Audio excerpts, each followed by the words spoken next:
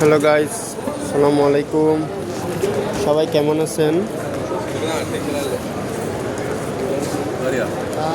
সবাই আমার ভিডিওটা দেখলে আমার পেজটা একটা লাইক, একটা ফলো, একটা শেয়ার করে দিবেন। দেখুন, আপনাদেরকে একটা গুরুত্বপূর্ণ ভিডিও দিচ্ছি, এমন কিছু কথা বলতে সবাই ভিডিওগুলো শুনবেন। আসলে দেশের কি অবস্থা, বর্তমানে কি পরিস্থিতি দেখুন। আপনাদেরকে যে জায়গাটার এরকম ভিডিও দেখাচ্ছি, এই জায়গার মধ্যে প্রতিদিন না হলেও প্রায় 2000-1000-এর উপরে মানুষ থাকে। দেখুন, সেই জায়গা এখন ফাঁকা, কোনো মানুষ নেই বর্তমানে দুবাই শহরে, যে জায়গায় ইরান আর ইসরায়েলের যুদ্ধ চলতেছে। দেখুন, ওখানের প্রভাবটা এখন বর্তমানে দুবাইতে মানুষ পর্যন্ত ভয় পেয়ে গেছে। বর্তমানে মানুষ পর্যন্ত এখানে নাই দুবাই শহরে, এতটা মানুষ ভয়ে আতঙ্কে। দেখুন, এখানে মিনিমাম হাজার হাজার লোক থাকে, হাজার হাজার মানুষ থাকে এখানে। মানুষের জন্য চলাফেরা করা যায় না। এই রোডগুলা আপনার ফুল থাকে সবসময়, গাড়ি আর মানুষের ঝামেলা প্রতিটা সময়, দিনে রাতে সব সময়। কিন্তু সেই জায়গার মধ্যে জায়গাগুলো ফাঁকা। দেখুন, এই জায়গাগুলো ফাঁকা। দেখুন,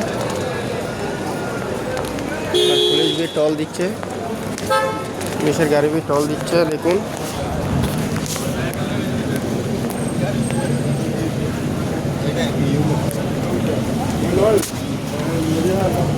খেয়াল করুন আপনারা।